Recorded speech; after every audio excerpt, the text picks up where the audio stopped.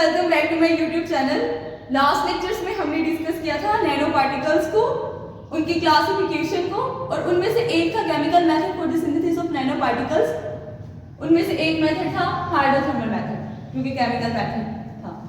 सो आज हम देखेंगे कि हाइड्रोथर्मल मेथड क्या है, थोड़ा सा इजी वर्ड्स में इसको सिंप्लीफाई करके। नाम से ही पता चल रहा है हमें, हाइड्रो का मतलब होता है वाटर एंड थर्मल का मतलब है हीट या टेम्परेचर, हीट और टेम्परेचर। तो होता क्या है, नैनो पार्टिकल्स को हम सिंथेसाइज करते हैं using water as a solvent under high temperature and pressure in a sealed vessel.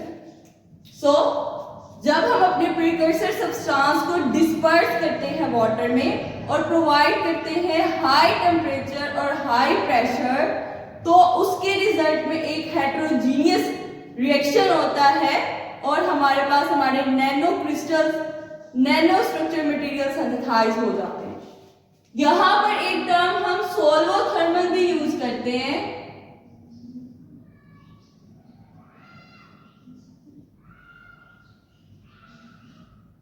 ये बिल्कुल हाइड्रोथर्मल से मिलता जुलता होता है, बस जो हम यहाँ पर वाटर को यूज कर रहे हैं एज अ सॉल्वेंट, लेकिन सोल्वोथर्मल में हम सॉल्वेंट यूज करते हैं नॉन एक्वस या ऑर्गेनिक। For example ethanol. जरा डेफिनेशन देख लेते हैं हम हाइड्रोथर्मल मेथड की।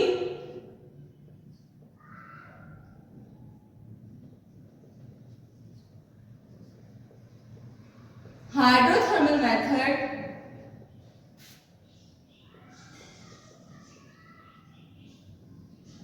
is used for the synthesis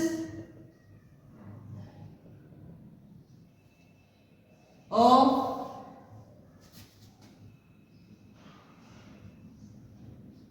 nanocrystal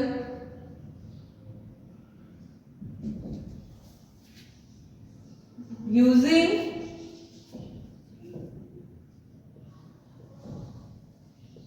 water as a solvent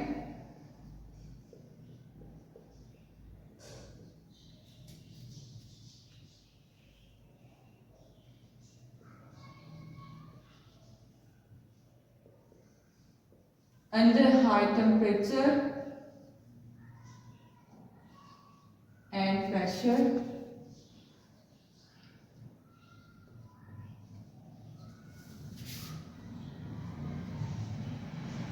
in a sealed vessel.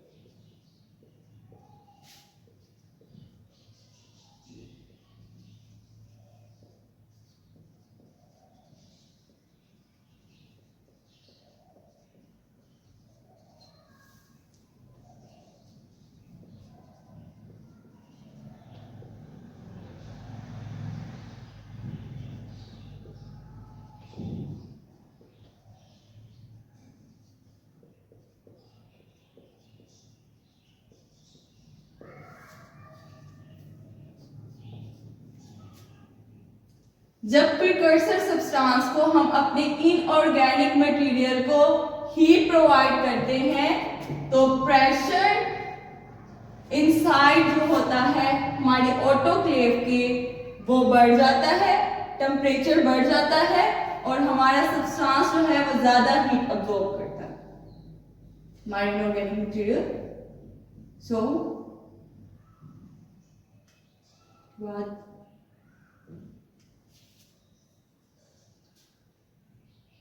these conditions provide single step process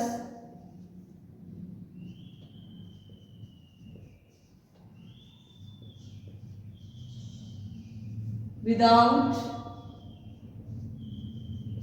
post annealing.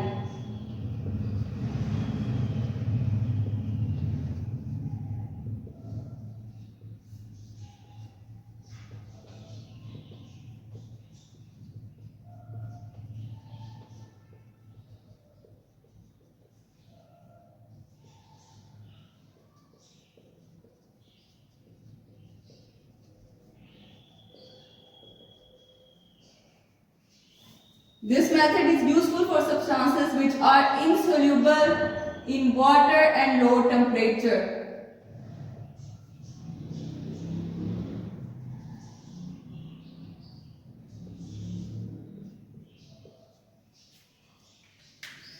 क्या होता है कि ये जो कंडीशंस हैं वो हमें सिंगल स्टेप प्रोसेस प्रोवाइड करनी है कि सिंगल ही स्टेप में हमारे पास क्रिस्टल की ग्रोथ स्टार्ट हो जाती है विदाउट पोस्ट एनालिंग. हमें बाद में एवेपोरेशन या कूलिंग की जरूरत नहीं पड़ती. ये सिंथेसिस का मेथड उन सब्सटेंसेस के लिए बहुत ज्यादा यूजफुल है जो वाटर में सोल्यूबल नहीं होते. जब हम हाई टेम्परेचर और हाई प्रेशर प्रोवाइड करते हैं उन्हें तो वो इजीली जो है वो डिसॉल्व हो जाते हैं वाटर में. सो ये था हाइड्रोथर्मल का थोड़ा सा इंट्रो. अब हम चलते हैं इसकी इंस्ट्रूमेंटेशन की तरफ और देखते हैं कि किस इंस्ट्रूमेंट में हम इसको परफॉर्म करते हैं. उसका स्ट्रक्चर किस टाइप का होता है.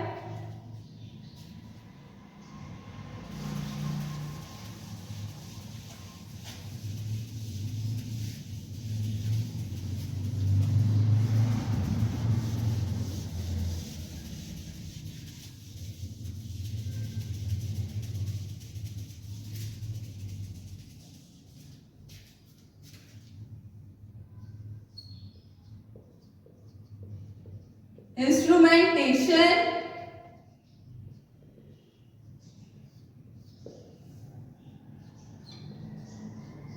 Stainless steel vessel autoclave. Stainless steel reactor होता है उसको हम ऑटोक्लेव कहते हैं जिसमें हम ये रिएक्शन करते हैं.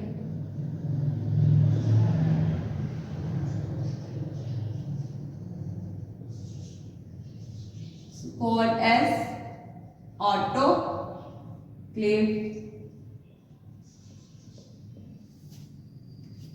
सो स्ट्रक्चर की तरफ अगर हम आए तो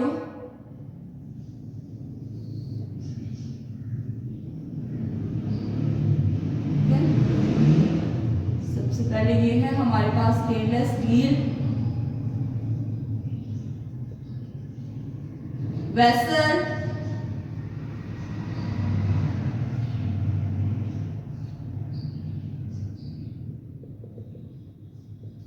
प्रिकर्सर सब्सटेंस हमारा ये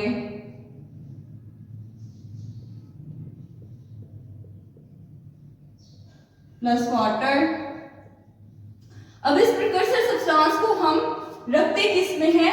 अलैदा से एक टेफ्लॉन कप होता है उसमें हम रखकर और फिर उसके बाद इस ऑटोक्लेव में उस टेफ्लॉन कप को रखते हैं. टेफ्लॉन कप या अलॉय लाइन हम यूज करते हैं. किस लिए यूज करते हैं कि जब हम हाई प्रेशर और हाई टेम्परेचर प्रोवाइड करें तो हमारा सब्सटेंस फ्यूसिव इफेक्ट ना दे, क्रूयन काज ना करे. इसलिए अब इस स्टेनलेस स्टील ऑटोक्लेव के ऊपर एक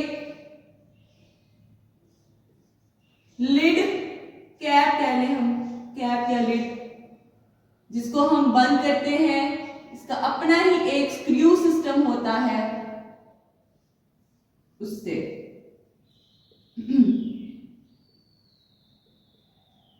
मतलब ये एक रोड होता है.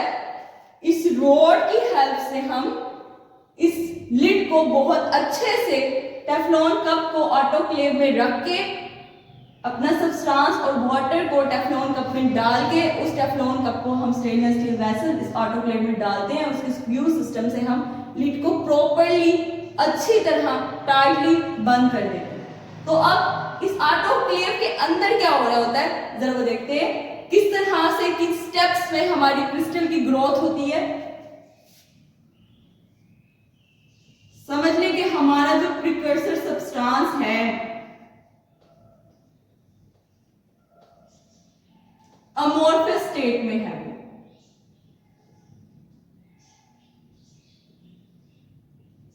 तो पहले स्टेप में हमारे पास कुछ इस टाइप की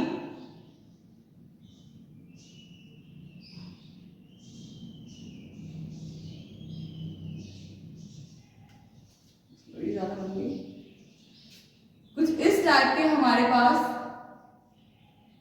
डिस्क्रीट यूनिट्स बन जाएंगे, माइक्रो क्रिस्टल्स बनना शुरू हो जाएंगे और इस स्टेप को हम कहते हैं क्रिस्टल न्यूक्लिएशन। मतलब डिस्क्रीट यूनिट्स, छोटे यूनिट्स बनना क्रिस्टल के, उस स्टेप को हम कह रहे हैं क्रिस्टल न्यूक्लिएशन। उसके बाद फिर नेक्स्ट स्टेप में जैसे कि आप देख रहे हैं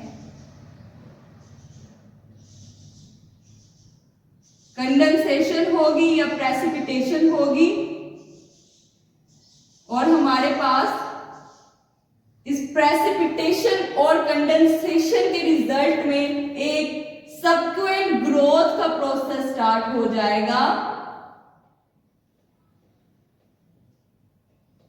मतलब लार्जर यूनिट्स क्रिस्टल के बनेंगे।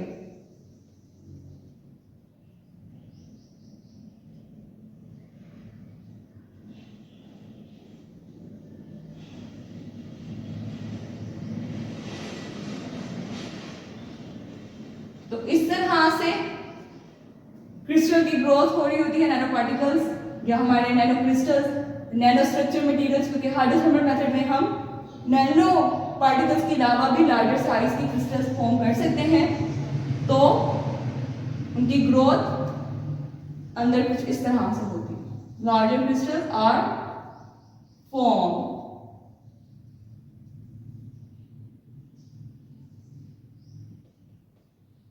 प्रेसिपिटेशन और कंडेंसेशन। सो ये कुछ स्टेप्स थे। उसके बाद अब हम देखते हैं कि क्या केमिकल रिएक्शन इसमें इन्वॉल्व होता है। तो जब हम अपने प्रिकर्सर सब्सटेंस को और वाटर को इस ऑटोक्लेव में रखते हैं और हीट प्रोवाइड करते हैं, तो जो हमारा सोल्यूट है वो सोल्यूबल हो जाता है, उसकी सॉल्युबिलिटी इंक्रीज हो जाती है और उसकी कंसंट्रेशन इंक्रीज हो जाती है। हमारे पास फिर सैचुरेटेड टाइप सोल्यूशन जो है वो हमें मिलता है एज अ रिजल्ट। सो अब देखते हैं केमिकल रिएक्शंस को या chemistry involve.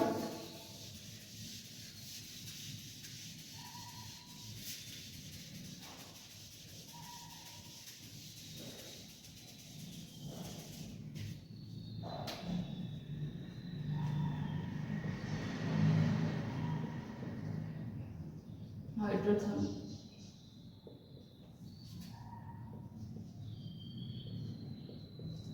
Lanthanum nitrate plus निकल नाइट्रेट ले अगर हम दोनों हेक्साहाइड्रेट फॉर्म में, उसके बाद फिर एनवायरनमेंट को हम बेसिक कर दें यूजिंग पोटेशियम हाइड्रो ऑक्साइड या सोडियम हाइड्रो ऑक्साइड यूज करते हुए हम एनवायरनमेंट को बेसिक करके पीएच को मेंटेन कर दे 13 पे और देन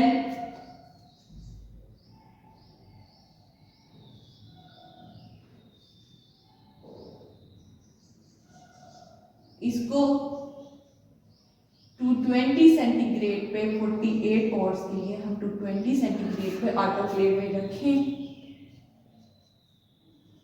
तो मेटल हाइड्रोक्साइड्स फॉर्म होंगे और फिर देन हम ऑटोक्लेव से निकाल के इसकी कैल्सिनेशन करवाएंगे in the presence of air. Heat provide करेंगे in the presence of air and then हमारे पास lanthanum, nickel oxide, nano particles जो है वो नैनो क्रिस्टल्स ट्रांसिस जो है वो फॉर्म हो जाएंगे। देन फिर हम इनकी ग्राइंडिंग करवाएंगे और ग्राइंडिंग करवाने के बाद इनको further application like super capacitors में हम यूज करेंगे। तो इस ये जो हो रहा है इसके अंदर स्टेप्स वो ही इन्वॉल्व होंगे, किस तरह से क्रिस्टल न्यूक्लिएशन होगी प्रिकर्सर सब्सटेंस की, ठीक है। और क्रिस्टल न्यूक्लिएशन के बाद फिर हाइड्रोलाइसिस होगी, हाइड्रोलाइसिस के बाद हमारे पास मेटल हाइड्रोक्साइड्स फॉर्म हो जाएंगे एंड देन हम कैल्सिनेशन करवा के जो हमारे पास मटेरियल है उसकी ग्राइंडिंग करके उसको फिर एप्लीकेशन में यूज करेंगे। अगर हम ऐसे ही एक सोल्वोथर्मल की भी एग्जांपल यहाँ पे लिख देते हैं, थोड़ा सा डिस्कस कर लेते हैं।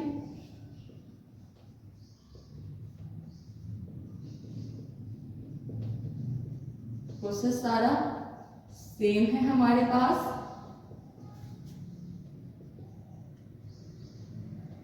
ठीक है।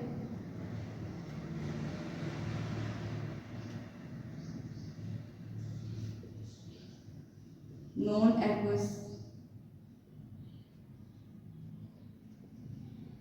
solvent then are to clear, for example हमने 3 hours के लिए ड्राइंग करवाई है।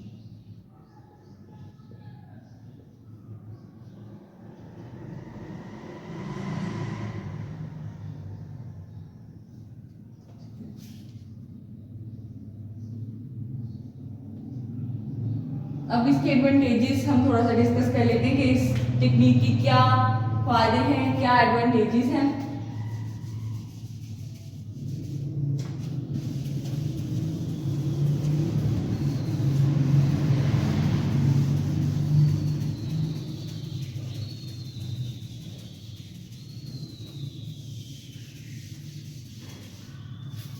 Advantages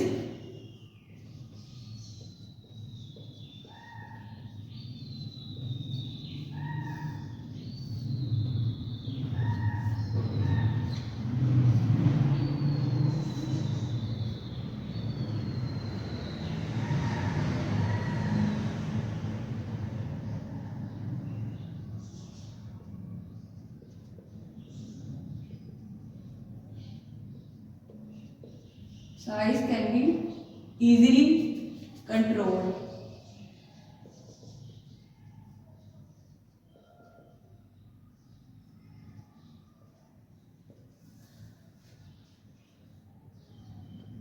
insoluble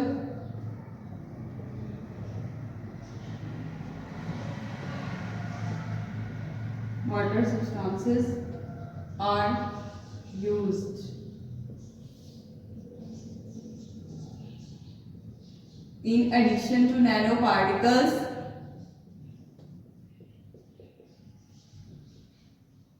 Larger size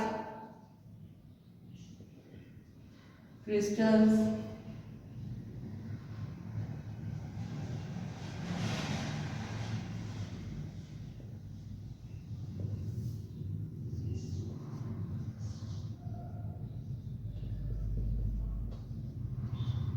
nanoparticles are formed without loss of material,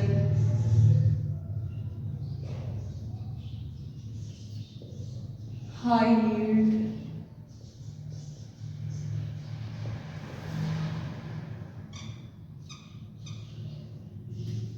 ठीक है।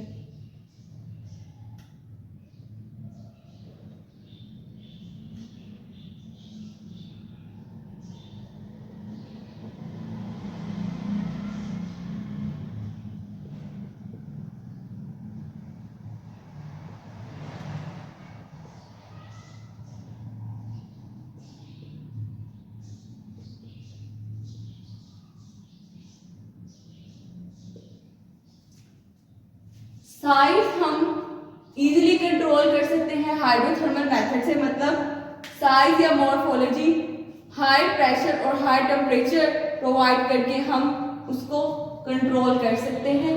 इनसोल्यूबल वाटर सब्सटेंसेस को हम यूज कर सकते हैं इस टेक्निक के जरिए ताकि वो सोल्यूबल हो जाते हैं।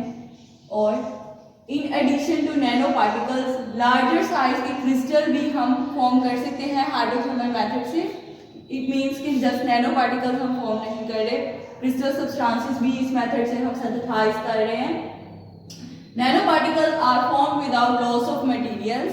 नैनो पार्टिकल्स फॉर्म हो जाएंगे, कोई मटेरियल का लॉस नहीं होगा। जितना हमारा प्रीकर्सर सब्सटेंस होगा उतना हमारा फाइनल प्रोडक्ट होगा, मतलब हमें हाई यील्ड मिलेगी, ये एडवांटेज है। और अनस्टेबल नैनो पार्टिकल्स जो हाई टेम्परेचर पे डिकम्पोज हो जाते हैं, हाई टेम्परेचर पे स्टेबल नहीं होते, हाई टेम्परेचर हाई प्रेशर पे हम उनको भी सिंथेसाइज कर सकते हैं बाय यूजिंग हाइड्रोथर्मल मेथड। ये थे इनके कुछ एडवांटेजेस। और इसके अलावा भी ये एक अल्टरनेटिव रूट है, alternate root for solid state synthesis.